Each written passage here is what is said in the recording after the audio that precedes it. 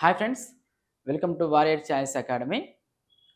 మనము ఎకానమీ క్లాసెస్లో భాగంగా లాస్ట్ క్లాస్లో భారత బ్యాంకింగ్ వ్యవస్థ మరియు మార్పులు అనే టాపిక్ చెప్పుకున్నాము. దానికి కంటిన్యూషన్ క్లాస్ ఇది.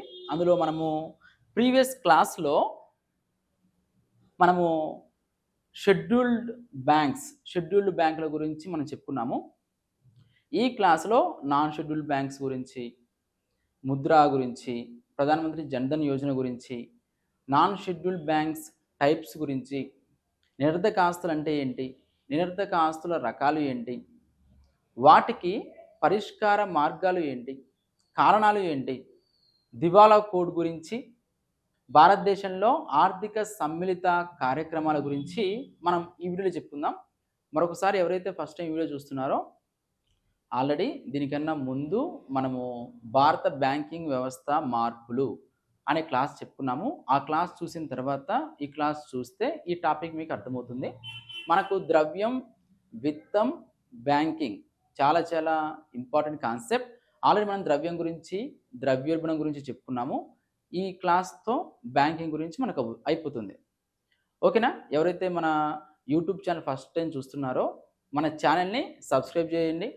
ఈ వీడియో మీకు నచ్చితే లైక్ చేయండి, మరియు ప్రిపేర్ అవుతున్న మీ ఫ్రెండ్స్కి కూడా షేర్ చేయండి. Okay, right. చూడండి, ఇక్కడ మనం చూసుకుంటే భారత బ్యాంకింగ్ వ్యవస్థ మార్పులు అనే పాయింట్ గురించి లాస్ట్ టైం మనం చెప్పుకున్నాం. అందులో భాగంగా షెడ్యూల్డ్ బ్యాంకులు, నాన్ షెడ్యూల్డ్ బ్యాంకులు. మనం ఏం చెప్పుకున్నాము?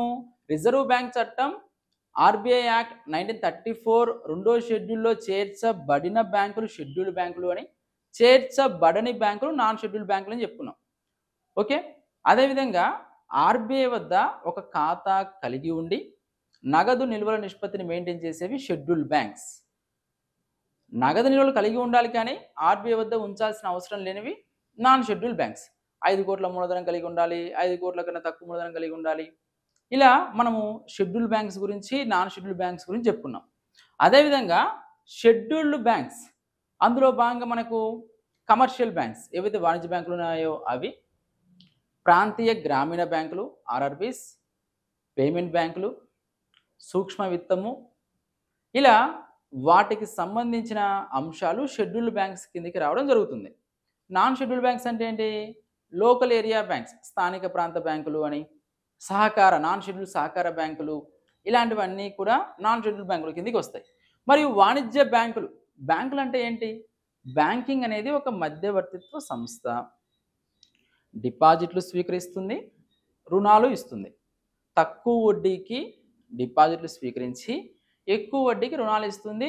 ఆ మిగిలిందే బ్యాంకులకు లాభం. ఆ లాభాన్ని బేస్ చేసుకునే బ్యాంకులు వాటి యొక్క కార్యకలాపాలు నిర్వహిస్తాయి. వాటి మెయింటెనెన్స్ కానివ్వండి, ఉద్యోగుల శాలరీ విషయం కానివ్వండి, వాటి బిల్లింగ్, అన్ని ఖర్చులు, వాటికి సంబంధించినటువంటి అంశాలు. ఇక్కడ వాణిజ్య బ్యాంకుల గురించి మనం మాట్లాడుకునేటప్పుడు వాణిజ్య బ్యాంకుల విధులు అంటే డిపాజిట్లు స్వీకరించడము, రుణాలు ఇవ్వడము, మరియు ఏజెన్సీ విధులు, మన తరపున చెక్కులు కానివ్వండి, ఈఎంఐలు కానివ్వండి, అమౌంట్ ట్రాన్స్ఫర్ కానివ్వండి, ఇవన్నీ మన తరపున బ్యాంకులు చేస్తూ ఉంటాయి. తర్వాత ఏటీఎం సేవలు అందించడం, ఇవన్నీ. భారతదేశంలో వాణిజ్య బ్యాంకుల గురించి మాట్లాడుకున్నాం. అందులో 3 పాయింట్లు ఇంపార్టెంట్ చెప్పుకున్నాం. ఏంటి ఆ విషయాలు? ఒకటి, బ్యాంక్ ఆఫ్ హిందుస్థాన్ భారతదేశంలో మొదటి ఆధునిక బ్యాంక్, అలెగ్జాండర్ అండ్ కంపెనీ స్థాపించింది. భారతీయుల యాజమాన్యంలో స్టార్ట్ చేసింది అంటే బ్యాంక్ ఆఫ్ అవధ్. పూర్తిగా భారతీయ మూలధనంతో నిర్మించబడిన మొదటి బ్యాంక్ అంటే పంజాబ్ నేషనల్ బ్యాంక్. ఈ 3 డిఫరెన్స్ గుర్తుపెట్టుకోండి, అవి మనకి ఇంపార్టెంట్. ఆ తర్వాత బ్యాంకుల జాతీకరణ అందరికీ అందుబాటులో ఉంచి, కొద్దిమంది చేతుల్లోనే కేంద్రీకృతం కాకుండా అందరికీ అవకాశాలు కల్పించే విధంగా, సామాజికీకరణ నేపథ్యంతో పరపతి లభ్యతను పెంచే అవకాశంతో పొదుపు పెట్టుబడులను అందరికీ స్వేచ్ఛగా అందుబాటులో తీసుకొచ్చే విధంగా, గ్రామీణ ప్రాంతాలను అభివృద్ధి చేసే ఉద్దేశంతో, మౌలిక సదుపాయాలను పెంచే ఉద్దేశంతో బ్యాంకులను జాతీకరణ చేయడం జరిగినది. మనకు ఇందిరాగాంధీ గారి హయాంలో 1969లో 14 బ్యాంకులు, 1980లో 6 బ్యాంకులను జాతీయం చేయడం జరిగినది. ఓకేనా? బ్యాంకుల జాతీకరణ లక్ష్యాలు. లీడ్ బ్యాంక్ స్కీమ్ అంటే ఏం చెప్పుకున్నాము? 1969లో DR Gadgil committee area approach, గ్రామీణ ప్రాంతాలను అభివృద్ధి చేసే లక్ష్యంతో ఏరియా అప్రోచ్ని సిఫార్సు చేస్తే నారిమన్ కమిటీ కూడా దాన్ని ఆమోదించింది. గాడ్గిల్ కమిటీ, నారిమన్ కమిటీ ఈ లీడ్ బ్యాంక్ స్కీమ్కి సంబంధించినవి. అంటే ఒక జిల్లాకు ఒక కేంద్ర బ్యాంకును ఉంచి ఆ ప్రాంతాల్లో శాఖలను విస్తరించి ఎక్కువగా గ్రామీణ అవస్థాపన సదుపాయాలు కల్పించి పరపతి లభ్యతను పెంచే ఉద్దేశంతో ఒక లీడ్ బ్యాంక్, జిల్లాకు ఒక లీడ్ ఒకటి తీసుకుంటారనమాట. ఆ లీడ్ బ్యాంక్ స్కీమ్ గురించి కూడా మనం మాట్లాడుకున్నాం. భారతీయ మహిళా బ్యాంక్ ఇందిరాగాంధీ గారి 90వ జయంతి సందర్భంగా 2013 నవంబర్ 19న భారతీయ మహిళా బ్యాంక్ వచ్చింది. ఇందులో ఇంపార్టెంట్ ఏం చెప్పుకున్నాము, ఇది డిపాజిట్లను అందరి నుంచి స్వీకరిస్తుంది, అయితే రుణాలు మాత్రం కేవలం మహిళలకు మాత్రమే ఇస్తుంది. ఆ పైన గుర్తుపెట్టుకోండి, చాలా ఇంపార్టెంట్. మరియు ఫస్ట్ పాకిస్తాన్, ఆ తర్వాత టాంజానియా, మూడవ దేశం భారతదేశం. ఇది 2017లో ఎస్బీఐలో విలీనం కావడం జరిగింది. ఆ తర్వాత మనం చూసుకుంటే స్టేట్ బ్యాంక్ ఇన్క్యూబ్ అంకుర సంస్థల గురించి, అంకుర సంస్థలు ఏవైతే ఉన్నాయో ఆ అంకుర సంస్థల గురించి, అంకుర సంస్థలకి అనుమతులు, సలహాలు అన్నీ ఇవ్వడం కోసం ఏర్పాటు చేసింది ఈ స్టేట్ బ్యాంక్ ఇన్క్యూబ్. ఈ స్టేట్ బ్యాంక్ ఇన్క్యూబ్ 2016లో బెంగళూరు కేంద్రంగా ఏర్పాటు కావడం జరిగింది. ఆ తర్వాత బంధన్ బ్యాంక్. ఈ బంధన్ బ్యాంక్ విషయానికి వస్తే ఇది ఒక మైక్రో ఫైనాన్స్ ఏజెన్సీ నుంచి పూర్తి స్థాయి వాణిజ్య బ్యాంకుగా మారినటువంటిది బంధన్ బ్యాంక్. ఈ బంధన్ బ్యాంక్ హెడ్ క్వార్టర్స్ ఎక్కడ ఉంది, కోల్కతాలో ఉంది. ఆ తర్వాత ప్రాంతీయ గ్రామీణ బ్యాంకులు అంటే ఆర్ఆర్బీస్. ఆర్ఆర్బీస్ అనేవి 1975లో వచ్చిన ఆర్డినెన్స్ ద్వారా ఏర్పాటు కావడం జరిగింది. 75 అక్టోబర్ 2 నుంచి 76లో చట్టం చేయడం జరిగింది. 50:15:35%. కేంద్రము, రాష్ట్రము స్పాన్సర్డ్ బ్యాంక్. గ్రామీణ ప్రాంతాల్లో పరపతి లభ్యత పెంచే విధంగా అవకాశాలు కల్పించడం కోసము ప్రాంతీయ గ్రామీణ బ్యాంకులను ఏర్పాటు చేయడం జరిగింది. ఓకే, ఆ తర్వాత మనం చూసుకుంటే చిన్న విత్త బ్యాంకులు, స్మాల్ ఫినాన్స్ బ్యాంక్స్. ఈ చిన్న విత్త బ్యాంకులు, పేమెంట్ బ్యాంకులు, ఈ రెండు డిఫరెన్స్ ఏం చెప్పాను. చిన్న విత్త బ్యాంకులు కనీస మూలధనం 200 కోట్ల రూపాయలు, పేమెంట్ బ్యాంకులు అయితే కనీస మూలధనం 100 కోట్ల రూపాయలు. క్యాపిటల్ స్మాల్ ఫినాన్స్ బ్యాంక్ పంజాబ్లోని జలంధర్లో ఏర్పడింది, అది ఫస్ట్ది. అదే పేమెంట్ బ్యాంక్ మనకు ఇప్పుడు ఎయిర్టెల్ ఫస్ట్, ఆ మొత్తం ఆరున్న present first Airtel payment bank start చేసింది, ప్రీపెయిడ్కి సంబంధించినవి. ఆ తర్వాత విత్త సర్వీసులు అందించేవి. ఇలాంటివి అన్నీ కూడా ఏర్పాటు చేసుకునే అవకాశం. ఇవన్నీ వీటి యొక్క నచికేత్ మోర్ కమిటీ ప్రకారం ఏర్పడ్డాయి. ఇవన్నీ నచికేత్ మోర్ కమిటీ ఏం చెప్పాను నేను, వీటికి సంబంధించి ఎందుకు ఇన్ని ఏర్పాటు చేయాల్సి వచ్చింది అంటే మెయిన్ ఆర్థిక సమ్మిళితం.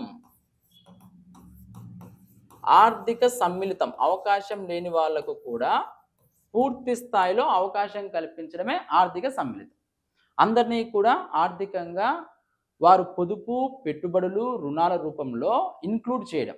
ఆ తర్వాత ఇండియన్ పేమెంట్ బ్యాంక్ 2018లో పోస్ట్ ఆఫీస్ తపాలా సేవల కోసం ఇండియన్ పోస్టల్ పేమెంట్ బ్యాంక్ ఏర్పడడం. ఆ తర్వాత National Payments Corporation of India.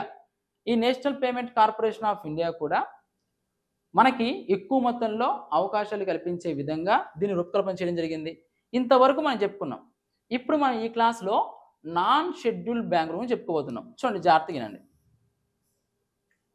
ఈ క్లాస్లో మనము నాన్ షెడ్యూల్డ్ బ్యాంకుల గురించి చెప్పుకోబోతున్నాం. నాన్ షెడ్యూల్డ్ బ్యాంక్స్ అంటే ఏంటి? 1934 ఆర్బీఐ యాక్ట్ 2వ షెడ్యూల్లో చేర్చబడని బ్యాంకులు నాన్ షెడ్యూల్డ్ బ్యాంక్స్. నగదు నిల్వలు ఉండాలి కానీ ఆర్బీఐ వద్ద ఉంచాల్సిన అవసరం లేదు. అదేవిధంగా 5 కోట్ల కన్నా తక్కువ మూలధనం కలిగి ఉండేవి. ఇవి నాన్ షెడ్యూల్డ్ బ్యాంక్స్. ఇక్కడ నాన్ షెడ్యూల్డ్ బ్యాంక్స్ రకాలలో స్థానిక ప్రాంత బ్యాంకులు మరియు నాన్ షెడ్యూల్డ్ సహకార బ్యాంకులు. మనం షెడ్యూల్డ్ బ్యాంక్స్లో ఏం చెప్పుకున్నాం? వాణిజ్య బ్యాంకులు, ప్రాంతీయ గ్రామీణ బ్యాంకులు, సూక్ష్మ విత్త సంస్థలు, పేమెంట్ బ్యాంకులు, కొన్ని రకాల సహకార బ్యాంకులు అని చెప్పుకున్నాం. నాన్ షెడ్యూల్డ్ బ్యాంక్స్ కిందకి ఏమొస్తాయి?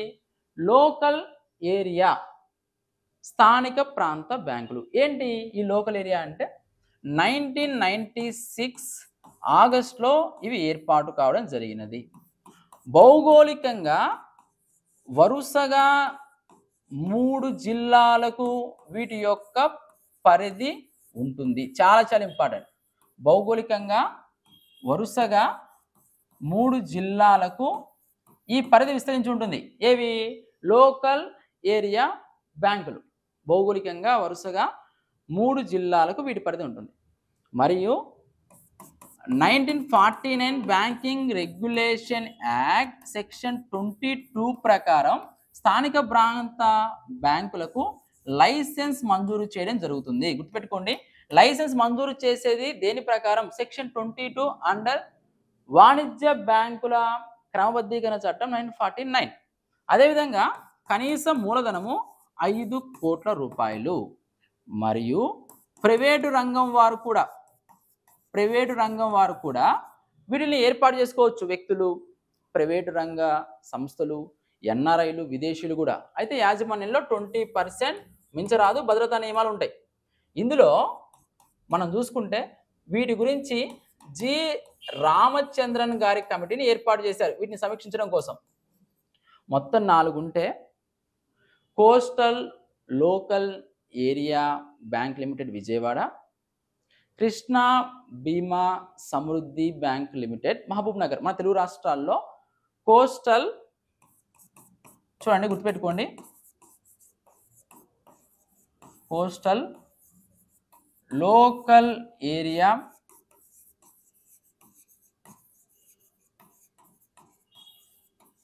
బ్యాంక్ లిమిటెడ్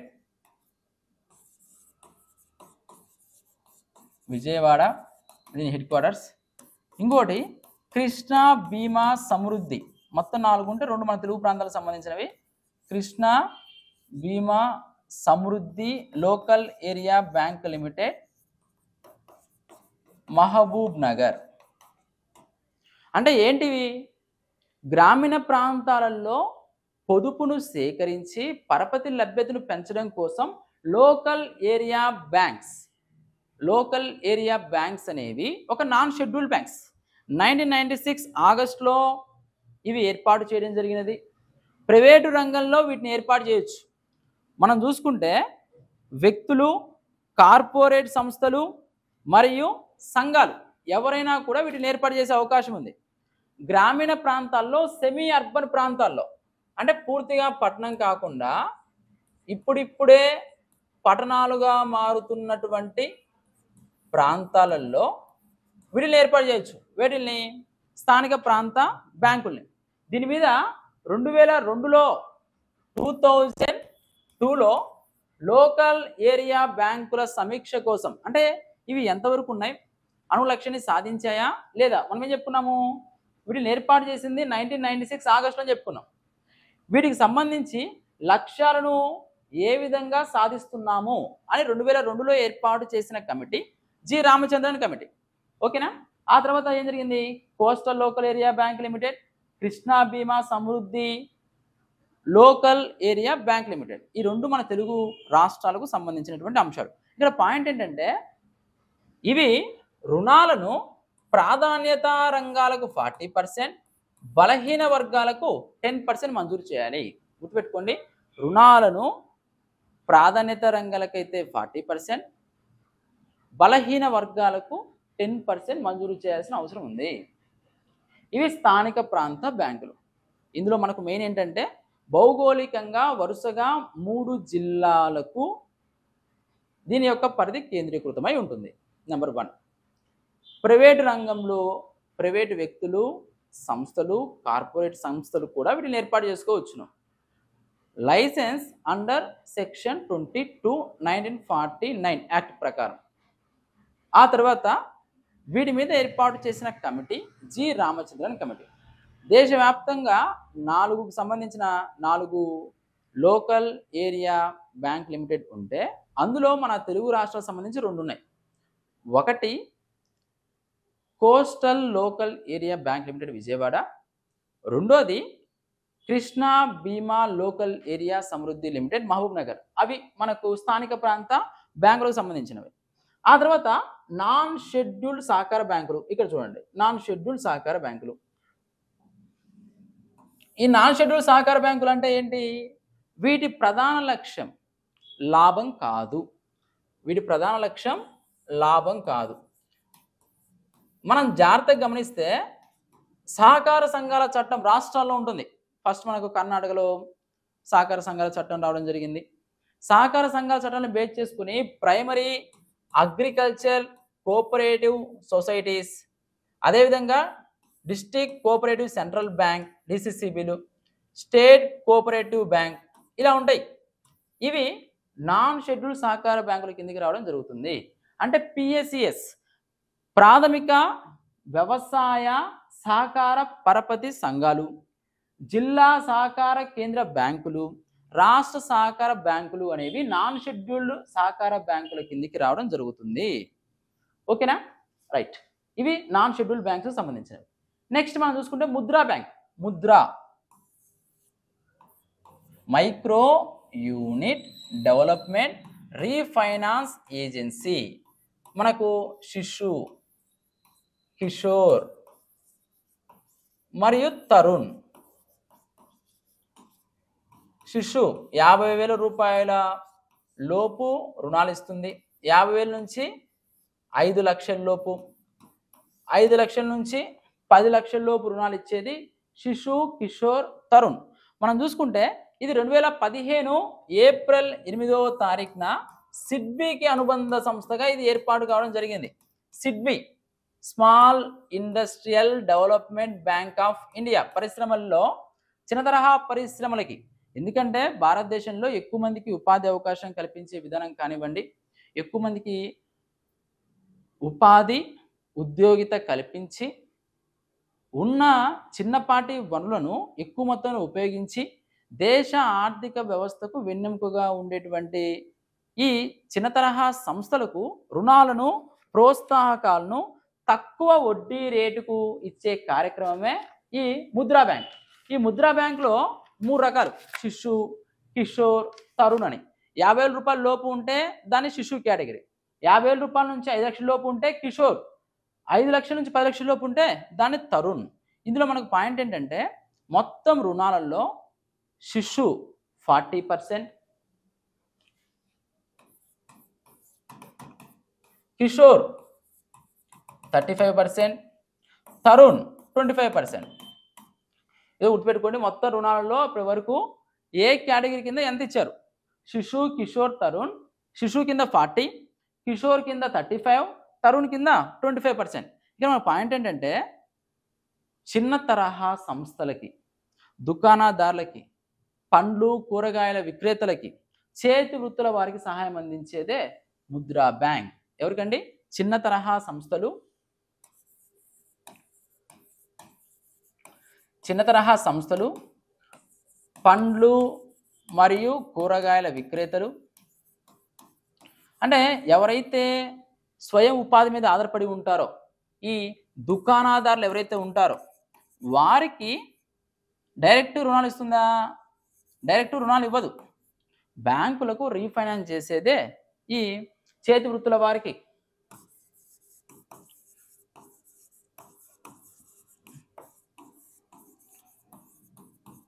రీఫైనాన్స్ చేసేదే Mudra bank, micro unit development refinance agency. Direct ఇది రుణాలు ఇవ్వదు, రుణాలు ఇచ్చిన బ్యాంకులకు రీఫైనాన్స్ చేసేదే ఈ ముద్ర. ఓకేనా, ఇది మనకు ముద్రా గురించి. అదేవిధంగా మనం చూసుకుంటే ఇక్కడ ఒక పాయింట్ ఉంది, బ్యాంకు పరపతి రకాలని. బ్యాంకు పరపతి ఇచ్చే దాన్ని బేస్ చేసుకుని ఆహార పరపతి, ఆహారేతర పరపతిగా విభజించవచ్చు.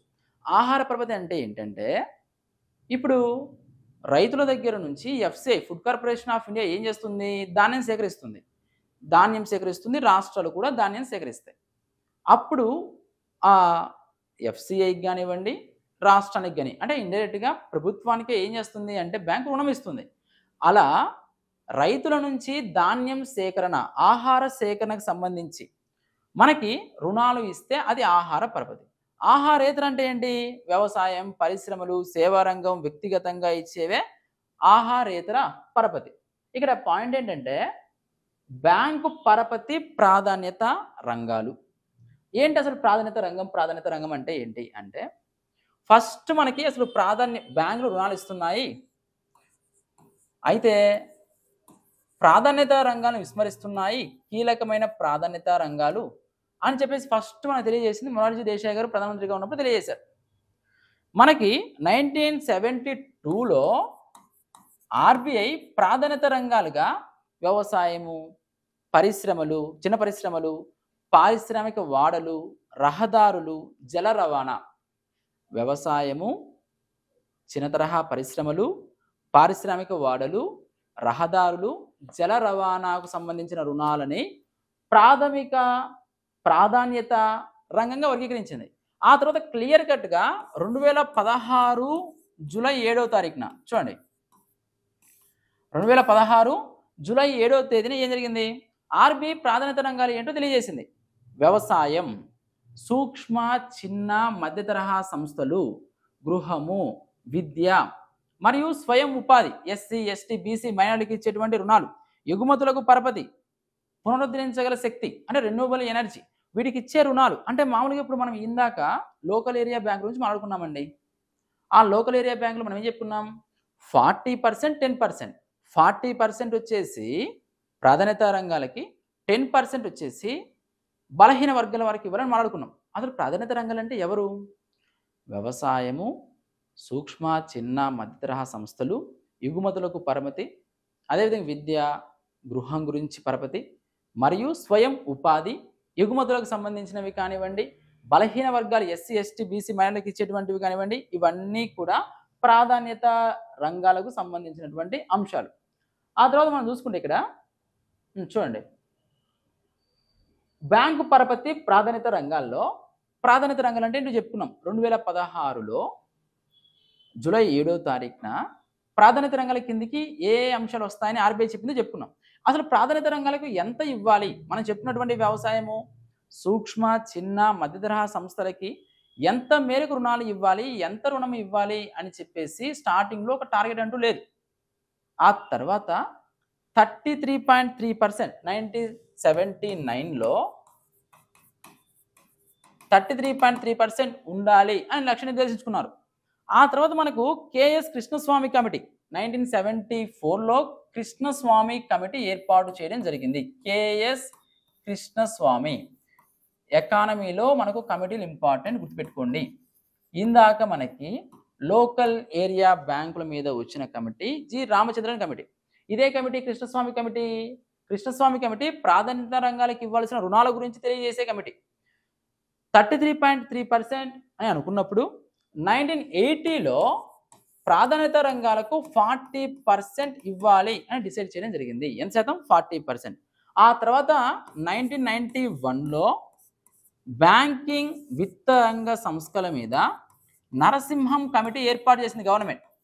ఈ నరసింహం కమిటీ ఏం చేసింది, బ్యాంకులు నష్టాల్లో ఉన్నాయి బాబు, నష్టాల్లో ఎందుకున్నాయి అంటే తక్కువ వడ్డీ రేట్లకు 40% ప్రాధాన్యత రంగాలకే ఇచ్చేస్తున్నారు, ఫలితంగా నిర్ధకాసులు పెరిగిపోతున్నాయి, బ్యాంకులకు లాభాలు రావట్లేదు, ఇంకా ఏ విధంగా బ్యాంకింగ్ సిస్టమ్ బలపడుతుంది అని సిఫార్సు చేసి 40 నుంచి 10%కు పరిమితం చేయండి అని నరసింహం కమిటీ సిఫార్సు చేస్తే దీనికి గవర్నమెంట్ ఆమోదం తెలపలేదు. ప్రజెంట్ మనకు 40%. ప్రాధాన్యత రంగాలకు రుణాలు ఎంత ఇవ్వాలి అని స్టార్టింగ్లో లేదు. ఆ తర్వాత ఎంత అయితే బాగుంటుంది అని చెప్పేసి అనుకున్నప్పుడు 1974లో ఏర్పాటు చేసిన కమిటీ కృష్ణస్వామి కమిటీ. ఆ కమిటీ సిఫార్సులను బేస్ చేసుకుని 1980లో 40% ఉండాలి అని నిర్ణయం తీసుకోవడం జరిగింది. నరసింహం కమిటీ 10% తగ్గించమని చెప్పినా కూడా 10% తగ్గించారా? 10%కి తగ్గించలేదు. ఓకేనా? ఇక్కడ మనం చూసుకుంటే ఇక్కడ ప్రాధాన్యత రంగాల్లో మనం ఉన్నాం. ఈ ప్రాధాన్యత రంగాలకు సంబంధించి బ్యాంకులు adjusted net bank credit, adjusted net bank credit అంటే నికర బ్యాంకు పరపతి, సర్దుబాటు చేసిన నికర బ్యాంకు పరపతి అంటే బ్యాంకుకు వచ్చినటువంటి పరపతిలో 40% కంపల్సరీ ఎవరికి ఇవ్వాలి? ప్రాధాన్యత రంగాలకు ఇవ్వాలి. ఇది తప్పనిసరిగా పాటించాల్సిన నిబంధన 40%. ఇందులో భాగంగా మనం చూసుకుంటే వ్యవసాయానికి 18%, వ్యవసాయం 18%, సూక్ష్మ సంస్థలు 7.5%, 7.5% వచ్చే సూక్ష్మ సంస్థలు, బలహీన వర్గాలకు 10%, మైక్రో ఫినాన్స్ వచ్చేసి 7.5%.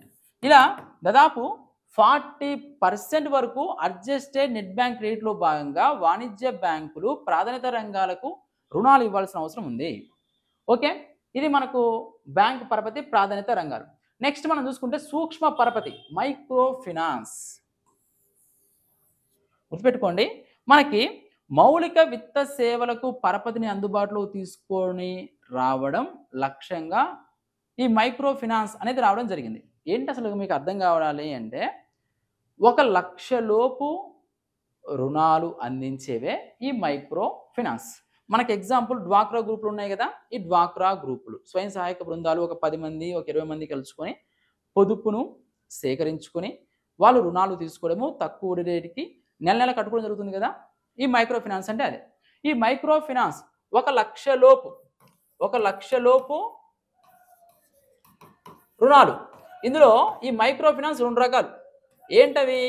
Number 1, number 2. ఈ మైక్రో ఫినాన్స్ విషయానికి వస్తే ఫస్ట్ ప్రాంతీయ గ్రామీణ బ్యాంకులు, ప్రాంతీయ గ్రామీణ బ్యాంక్ మోడల్. రెండోది స్వయం సహాయక సంఘాలు.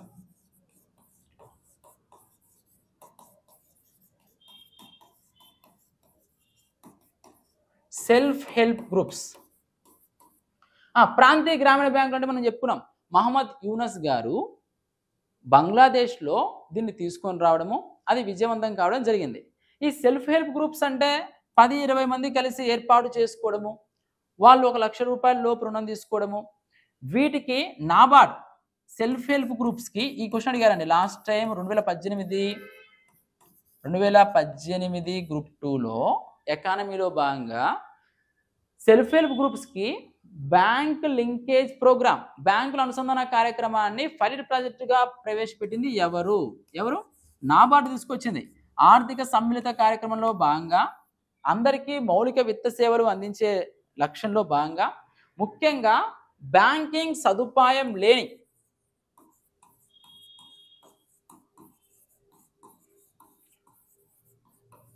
బ్యాంకింగ్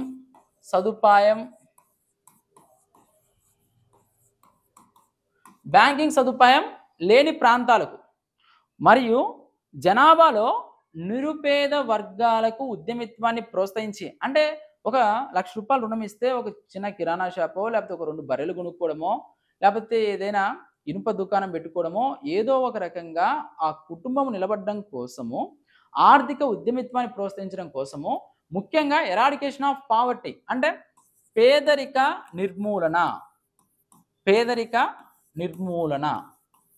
ఈ పేదరిక నిర్మూలన లక్ష్యంలో భాగంగా ఇది తీసుకురావడం జరిగింది. మనం ఏం చెప్పుకున్నాం? ప్రాంతీయ గ్రామీణ బ్యాంకులు, స్వయం సహాయక సంఘాలు. మహమ్మద్ యూనస్ గారు 1976లో తీసుకుని రావడం జరిగింది బంగ్లాదేశ్లో. 1976 బంగ్లాదేశ్లో దీన్ని తీసుకొని రావడము, అది విజయవంతం కావడం, పేదరిక నిర్మూలనకు ఎంతో కొంత దోహదపడడం జరిగింది. ఆ తర్వాత స్వయం సహాయక బృందాలకి బ్యాంకింగ్ లింకేజ్ ప్రోగ్రాంలో భాగంగా 1993లో నాబార్డ్, మనకు నాబార్డ్ వ్యవసాయ రంగంలో శిఖరాగ్ర సంస్థ, విత్త రంగానికి సంబంధించి నాబార్డ్ ఏం చేసింది? పైలట్ ప్రాజెక్ట్ తీసుకుని రావడం, సెల్ఫ్ హెల్ప్ గ్రూప్స్ వాళ్ళు పొదుపును తీసుకుని రావడం. ఇవి రుణాలు ఇస్తాయి. ఎవరికి ఇస్తాయి రుణాలు? పేదరిక నిర్మూలన కోసము ఆదాయం కలుగజేసే కార్యకలాపాలైన, విద్య, గృహ నిర్మాణం, వివాహాలైన ఇలాంటి వాటికి సంబంధించి, అంటే ఆదాయం పెరిగే విధంగా విద్యకు సంబంధించి, గృహ నిర్మాణానికి సంబంధించి, వివాహానికి సంబంధించి ఇచ్చే అంశమే ఇది. ఆ తర్వాత ప్రభుత్వేతర సంస్థలు కీలక పాత్ర పోషించడం. ప్రపంచంలోనే అతిపెద్ద ఆర్థిక సమ్మిళిత కార్యక్రమం ఈ సెల్ఫ్ హెల్ప్ గ్రూప్స్ యొక్క బ్యాంకింగ్ లింకేజ్ ప్రోగ్రామ్. ప్రపంచంలోనే అతిపెద్ద ఆర్థిక సమ్మిళిత కార్యక్రమం మైక్రో ఫినాన్స్కి సంబంధించి, సెల్ఫ్ హెల్ప్ గ్రూప్స్ సంబంధించినటువంటి అంశము. ఓకే, ఇది మనకు మైక్రో ఫినాన్స్ సంబంధించి. నెక్స్ట్ మనం చూసుకుంటే ప్రధానమంత్రి జన్ ధన్ యోజన, మీకు గుర్తే ఉంటుంది.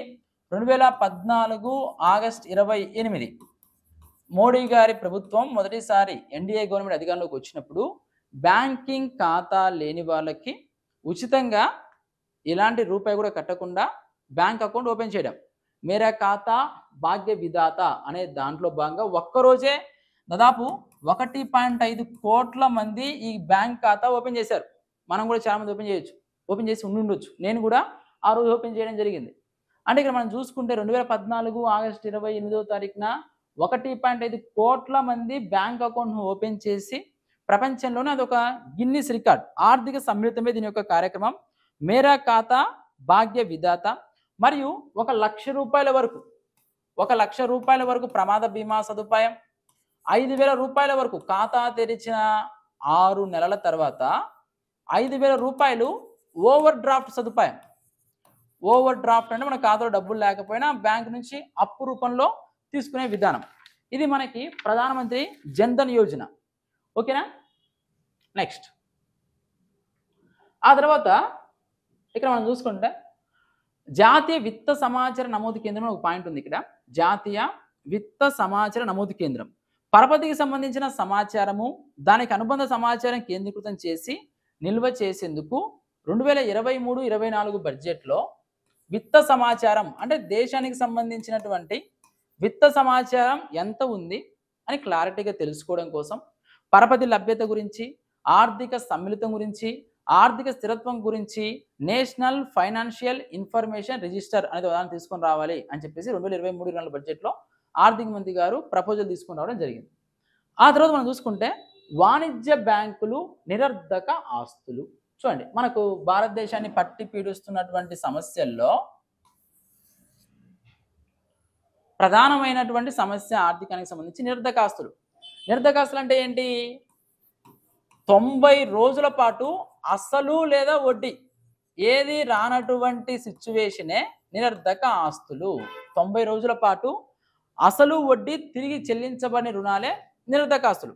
ఇందులో 3 రకాలు: నాసిరకము, సంశయాత్మక మరియు నష్టదాయక. సబ్స్టాండర్డ్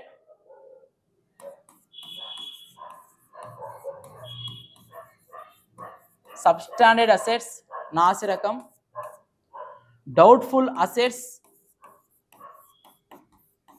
సంశయాత్మక, లాస్ అసెట్స్ అంటే ఏంటి? సబ్స్టాండర్డ్ అసెట్స్ అంటే ఏంటి? సంశయాత్మక. నాసిరకం అంటే 12 నెలల కన్నా తక్కువ కాలం ఉన్నటువంటివి సబ్స్టాండర్డ్స్. 12 నెలలు అంటే 1 ఇయర్. 12 నెలల కన్నా ఎక్కువ కాలం ఉన్నటువంటివి డౌట్ఫుల్. లాస్ అంటే ఏంటి? ఆడిటర్ అన్ని లెక్కలు చూసి ఇంకా ఇవి రావు అని డిసైడ్ చేసి క్లారిటీగా చెప్పేసేవే లాస్ అసెట్స్. అంటే బ్యాంకులకు అసెట్స్ అంటే ఏంటండి? మనం పెట్టినటువంటి డిపాజిట్లే అసెట్స్.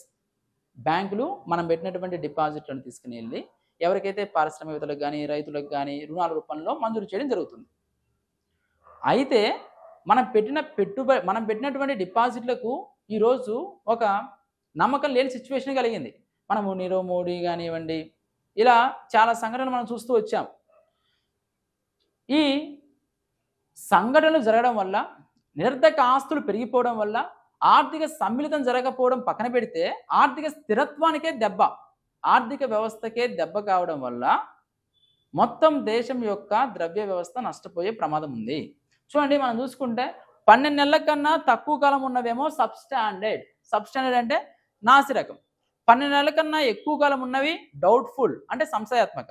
ఆడిటర్లు నిరర్ధక ఆస్తులుగా గుర్తించి వసూలు చేయడం వీలు కానివి, తొలగించదగినవిగా లాస్ అసెట్స్. ప్రపంచంలోని అనేక దేశాలతో పోలిస్తే భారతదేశ నిరర్ధక ఆస్తులు ఈరోజు ఎక్కువగా ఉన్నాయి. ముఖ్యంగా బ్యాంక్ ఆఫ్ మహారాష్ట్ర అత్యధికంగా నిరర్ధక ఆస్తులు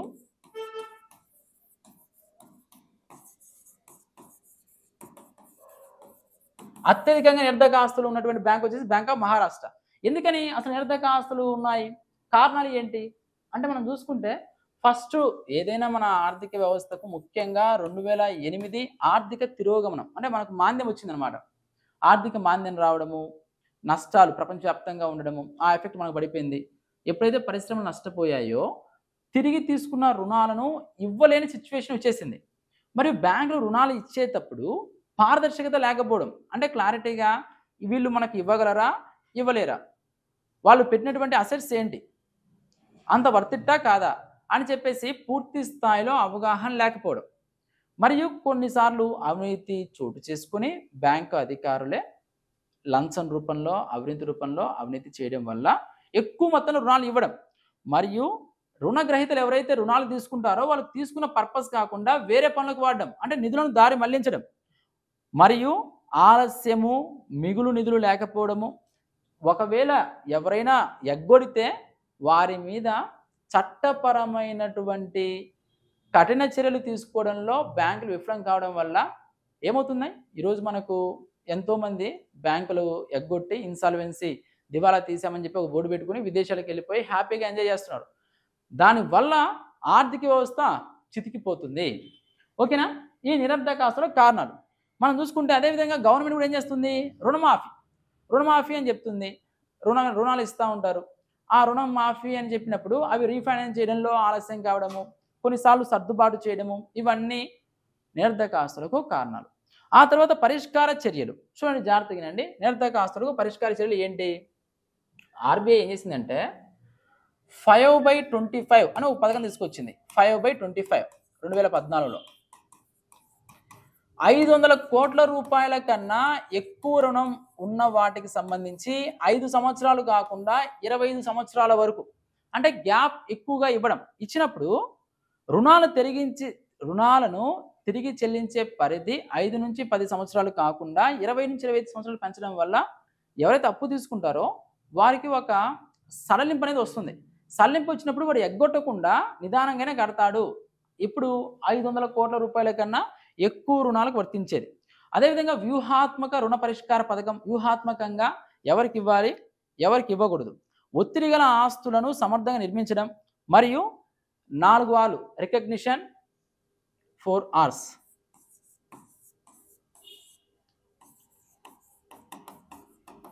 రికగ్నిషన్, రిజల్యూషన్, రీక్యాపిటలైజేషన్,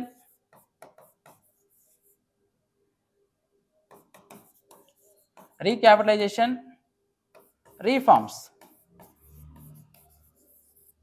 చూడండి, రికగ్నిషన్, రిజల్యూషన్, రీక్యాపిటలైజేషన్ మరియు రీఫార్మ్స్. ఈ 4 విధానాలు ఏంటంటే, రికగ్నిషన్ అంటే నిరర్ధక ఆస్తులను పారదర్శకంగా గుర్తించడం. అసలు ఏవి నిరర్ధక ఆస్తులు ఒక క్లారిటీగా గుర్తించడం, మరియు వాటిల్ని పరిష్కరించే విధానంగా చేయడం, మరియు ఒత్తిడి గల ఆస్తుల నుంచి ఏవైతే ఇవి ఇవ్వలేరు, వీళ్ళు ఇస్తారో ఇవ్వరో, ఇందాక మనము సంశయాత్మక అనుకున్నాం కదా, వాటిని వసూలు చేయడం. మరియు ప్రభుత్వం ఏం చేస్తుంది, కొన్నిసార్లు బ్యాంకులను రీక్యాపిటలైజ్ చేస్తుంది. ఇదిగోండి మనకు బడ్జెట్లో ఇన్ని వేల కోట్లు కేటాయించాము, రీక్యాపిటలైజేషన్, మీరు మళ్ళీ దాంట్లో పెట్టుబడి పెట్టవచ్చు, మళ్ళీ మీరు రీస్టార్ట్ కావడానికి, రీగెయిన్ కావడానికి బ్యాంకులకి ఆర్థిక మద్దతును ప్రభుత్వం అందిస్తుంది రీక్యాపిటలైజేషన్ రూపంలో. మరియు ప్రభుత్వ రంగ బ్యాంకుల్లో సంస్కరణలు, ఈరోజు మనకు బ్యాంకుల విలీనీకరణ అనే ప్రక్రియ ఏమైనా జరుగుతున్నాయి కదా, ఇవి సంస్కరణకు సంబంధించినటువంటి అంశాలు. అంటే గుర్తించాలి, పరిష్కరించాలి, మళ్ళీ కూడా బ్యాంకులకి రీక్యాపిటలైజేషన్ రూపంలో మళ్ళీ మూలధనం అందించాలి, రీఫార్మ్స్ సహాయ సహకారాలు అందించి సంస్కరణ ఇవి తీసుకొని రావాలి. వీటి వల్ల భారీగా నిరర్ధక ఆస్తులు తగ్గడం జరిగింది గత కొంతకాలంగా. మరియు రుణ వసూలు కోసం ట్రిబ్యునల్స్ ఏర్పాటు చేసి, ట్రిబ్యునల్స్ అంటే ఏంటి, కేవలం ఆ సమస్యను పరిష్కారం చేయడం కోసం ఏర్పాటు చేయబడినవి. వాటి పని ఇంకా ఎవరు రుణాలు ఇవ్వాలి, ఎంతకాలం నుంచి ఇవ్వలేదు, వసూలు చేసుకోవాలంటే ఏం చేయాలి, ఇవన్నీ కూడా చేస్తుంది. ఆ తర్వాత 2002లో వచ్చిందే సర్ఫేసీ యాక్ట్, చాలా చాలా ఇంపార్టెంట్. 2002లో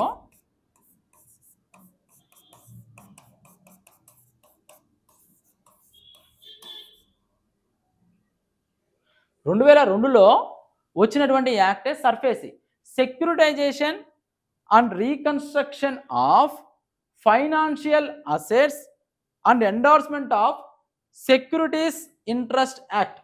సర్ఫేసీ యాక్ట్ అనేది ఎవరైతే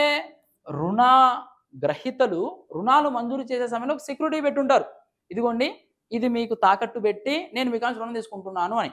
ఒకవేళ వాళ్ళు చెల్లించని పక్షంలో వాళ్ళు తాకట్టు పెట్టింది కానివ్వండి, వారి యొక్క ఏవైతే ఆస్తులో లేకపోతే ఏదైనా పత్రాలో వాటిని వేలం వేసుకొని ఈ నిరర్ధక ఆస్తులను పరిష్కరించడానికి అవకాశం కల్పించేదే ఈ సర్ఫేసీ యాక్ట్. రుణాలు మంజూరు చేసే సమయంలో బ్యాంకులు రుణగ్రహీతల నుండి పొందిన సెక్యూరిటీలను వేలం వేయడానికి ఈ చట్టం వీలు కల్పించింది.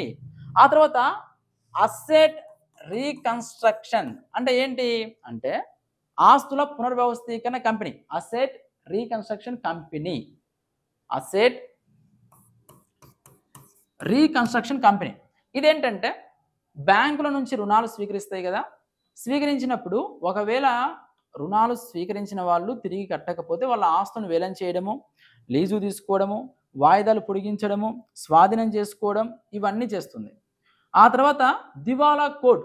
దివాలా కోడ్ ఏంటంటే బాకీదారుడు దివాలా తీసినట్లుగా ప్రకటించి అతని ఆస్తులను వేలం వేసి బాకీలను వసూలు చేసుకునేదే దివాలా కోడ్. ఓకేనా? ఇవన్నీ కూడా నిరర్ధక ఆస్తులు పరిష్కార మార్గాలు. ఇక్కడ మనం చూడండి దివాలా కోడ్. దివాలా కోడ్ అని చెప్పుకున్నాం కదా. దివాలా కోడ్ అంటే ఏంటి? వ్యక్తులు కానీ కంపెనీలు కానీ తమ రుణాలు ఏమాత్రం చెల్లించలేని పరిస్థితిని, అంటే పూర్తిగా నష్టపోయినటువంటి వాడిని మనం అంటాం దివాలా తీసిన వాళ్ళు, దివాలా తీశారు అంటాం కదా. ఇన్సాల్వెన్సీ. ఇన్సాల్వెన్సీ అంటే దివాలా తీయడం. అది వ్యక్తులు కానివ్వండి, సంస్థలు కానివ్వండి, బాకీలు చెల్లించకపోవడం. అటువంటి వారిని న్యాయస్థానం దివాలా తీసినట్లుగా ప్రకటించిన పరిస్థితిని దివాలా అంటారు. అంటే బ్యాంక్రప్టసీ.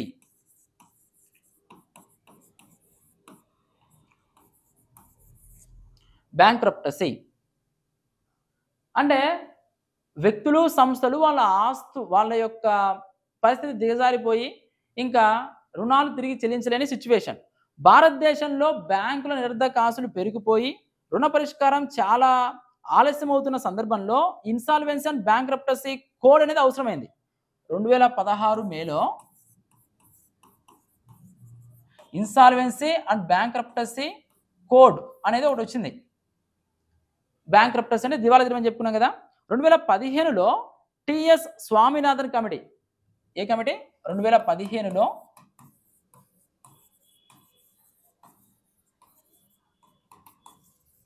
టిఎస్ స్వామినాథన్ కమిటీ దివాలా కోడ్ను రూపొందించడంలో భాగంగా కీలక పాత్ర పోషించింది. ఇది వ్యక్తులకు, కంపెనీలకి, భాగస్వాములకు వేరువేరుగా దివాలా పరిష్కార విధానాన్ని అందజేస్తుంది.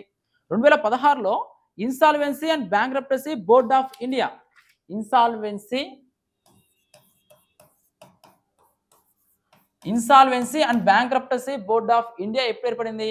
2016లో ఏర్పాటు కావడం జరిగింది. ఇది దివాలా కోడ్కు సంబంధించి. ఆ తర్వాత విత్త పరిష్కారం డిపాజిట్ బీమా బిల్లు ఏంటో చూడండి. ఈ బిల్లును ప్రభుత్వం తీసుకొచ్చింది కానీ తర్వాత ఉపసంహరించుకుంది. ఎందుకంటే 1,00,000 రూపాయల లోపు 1,00,000 రూపాయల లోపు మనం డిపాజిట్ చేస్తే ఆ డిపాజిట్ మీద సేఫ్టీ లేదు, బెయిల్ ఇన్ కండిషన్ అనమాట. 2017 ఆగస్టులో 2017 ఆగస్టులో కంపెనీల దివాలా సమస్య పరిష్కారం కోసం, కంపెనీలు ఏవైతే దివాలా తీసాయో వాటి సమస్య పరిష్కారం కోసము దీన్ని తీసుకొచ్చారు. ఎందుకని? విత్త వ్యవస్థ యొక్క ఆర్థిక స్థిరత్వాన్ని, ఆపదను తట్టుకోగల శక్తిని రక్షించడం కోసము, వినియోగదారులను, ప్రజాధనాన్ని కాపాడడం కోసం ఇప్పుడు తీసుకొచ్చారు. అయితే ఇందులో బెయిల్ ఇన్ నిబంధన ఉంది.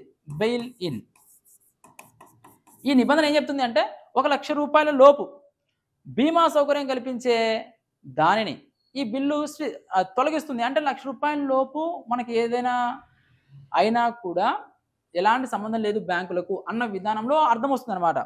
డిపాజిటర్లు ఆందోళన చేస్తే ప్రభుత్వం ఈ బిల్లును ఉపసంహరించడం జరిగింది.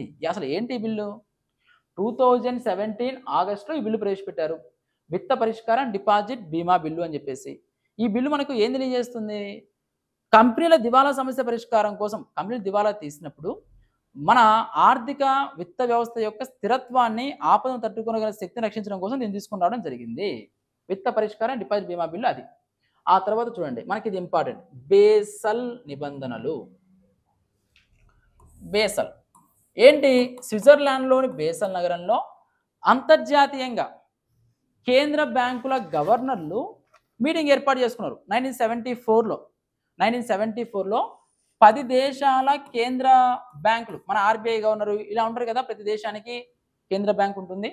ఆ బ్యాంకుల గవర్నర్లు ఒక కమిటీ ఏర్పాటు చేసుకున్నారు. బ్యాంక్ ఫర్ ఇంటర్నేషనల్ సెటిల్మెంట్లో దీన్ని ఏర్పాటు చేశారు. Basal committee on banking supervision. Basal committee on banking supervision ఏంటంటే అంతర్జాతీయ బ్యాంకింగ్ వ్యవస్థ బలోపేతం చేయాలి, అంతర్జాతీయంగా సభ్య దేశాల బ్యాంకులు పాటించాల్సిన నియమాలు,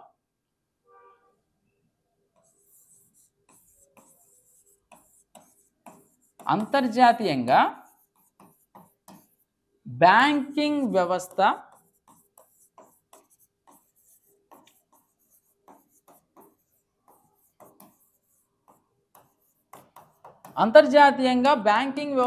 పటిష్టం కావాలి అని చెప్పేసి బ్యాంకింగ్ వ్యవస్థను బలోపేతం చేయాలి అని ఈ కమిటీ తీర్మానించింది. ఏ కమిటీ?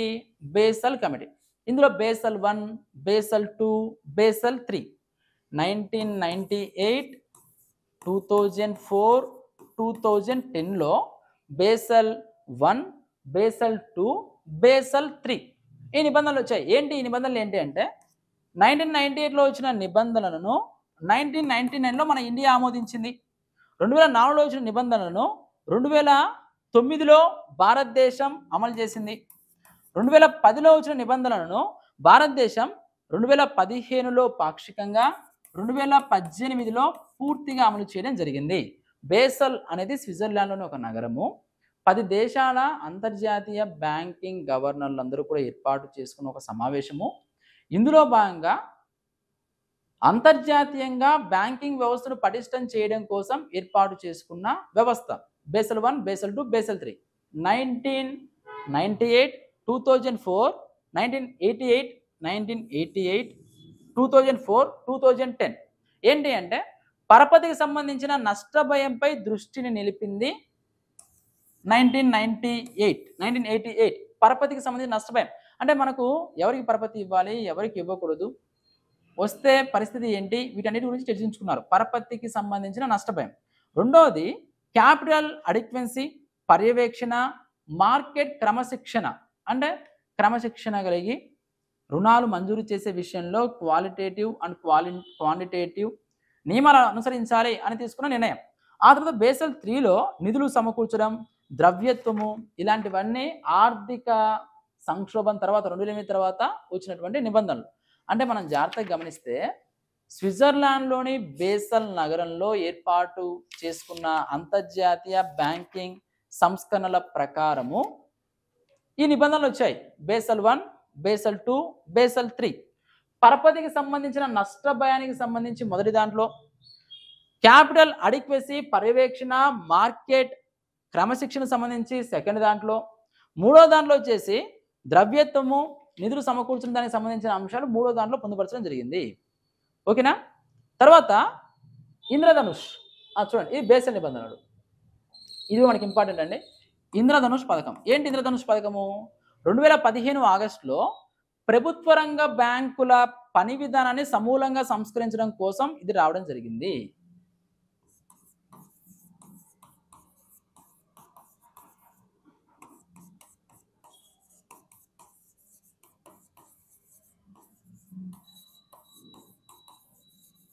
ప్రభుత్వ రంగ బ్యాంకుల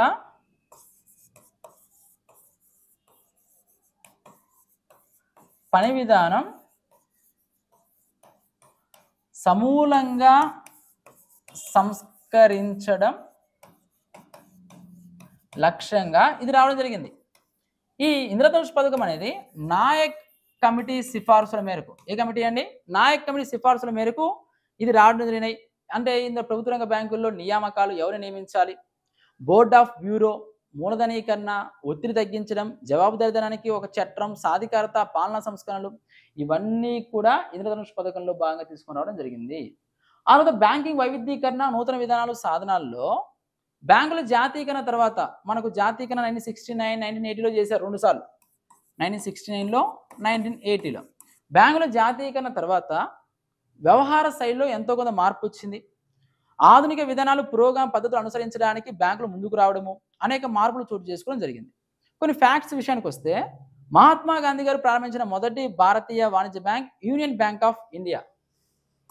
యూనియన్ బ్యాంక్ ఆఫ్ ఇండియా ఎవరు స్టార్ట్ చేశారు? మహాత్మా గాంధీ గారు ప్రారంభించారు. అది గుర్తుపెట్టుకోండి. యూనియన్ బ్యాంక్ ఆఫ్ ఇండియాను మహాత్మా గాంధీ గారు ప్రారంభించారు. లాలా లజపతి రాయ్ గారు వచ్చేసి పంజాబ్ నేషనల్ బ్యాంక్, పట్టాభి సీతారామయ్య గారు వచ్చేసి ఆంధ్ర బ్యాంక్. ఫస్ట్ పొదుపు ఖాతా ప్రవేశపెట్టింది ప్రెసిడెన్సీ బ్యాంక్ 1983. ఆ తర్వాత విదేశాల్లో ఫస్ట్ శాఖను ప్రారంభించింది bank of India.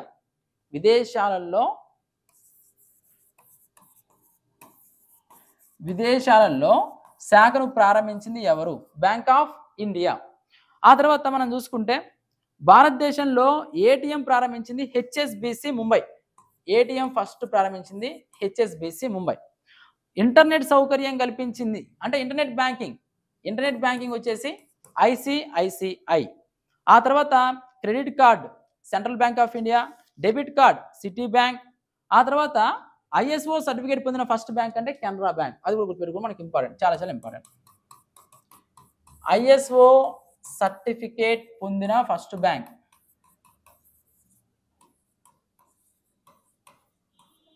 ISO certificate పొందినటువంటి బ్యాంక్ వచ్చేసి కెనరా బ్యాంక్. ఆ తర్వాత ప్రాంతీయ గ్రామీణ బ్యాంక్ స్పాన్సర్ చేసిన ఫస్ట్ బ్యాంక్ అంటే సిండికేట్ బ్యాంక్. మనకు ప్రాంతీయ గ్రామీణ బ్యాంకులు అని చెప్పుకున్నాం కదా, అందులో దీన్ని స్పాన్సర్ చేసిన ఫస్ట్ అంటే సిండికేట్ బ్యాంక్. విదేశాల్లో అత్యధిక సంఖ్యలో శాఖా కార్యాలయాలు ఉందంటే బ్యాంక్ ఆఫ్ బరోడా. గుర్తుపెట్టుకోండి, బ్యాంక్ ఆఫ్ బరోడా.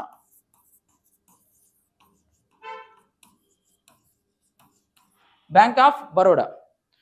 ఓకే. తర్వాత దేశాల మధ్య బ్యాంకు లావాదేవీల కోసము స్విఫ్ట్ కోడ్ అని ఉంటుందన్నమాట.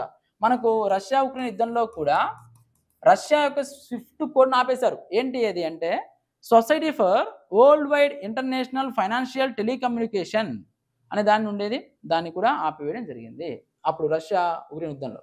ఇవి మనకు బ్యాంకింగ్ రంగానికి సంబంధించినటువంటి అంశాలు, షెడ్యూల్డ్ బ్యాంకులు మరియు నాన్ షెడ్యూల్డ్ బ్యాంకులకు సంబంధించినటువంటి అంశం. నెక్స్ట్ టాపిక్తో మీ ముందుకు రావడం జరుగుతుంది. ఎవరైతే మన ఛానల్ ఇంకా సబ్స్క్రైబ్ చేసుకోలేదో సబ్స్క్రైబ్ చేసుకోండి. మన ఛానల్లో ఎకానమీకి సంబంధించినవి, సైన్స్ అండ్ టెక్నాలజీకి సంబంధించినవి, పాలిటీకి మరియు మన యాప్లో ఏపీ హిస్టరీకి సంబంధించిన అంశాలను పొందుపరచడం జరుగుతుంది. మన యాప్ డౌన్లోడ్ చేసుకోండి. మన యాప్లో మనకు కోర్సెస్ వచ్చేసి science and technology current issues PDF రూపంలో అందించడం జరిగింది. మరియు ఎకానమీ కరెంట్ ఇష్యూస్ అందుబాటులో ఉన్నాయి. ఏపీ హిస్టరీ క్లాసెస్ కూడా నేను దాంట్లో రెగ్యులర్గా చెప్పడం జరుగుతుంది. మధ్యలో ఒక 4-5 రోజులు బ్రేక్ వచ్చింది. ఇక్కడ నుంచి రెగ్యులర్గా మన క్లాసెస్ అనేవి అప్లోడ్ కావడం జరుగుతుంది. ఓకేనా? Thank you very much.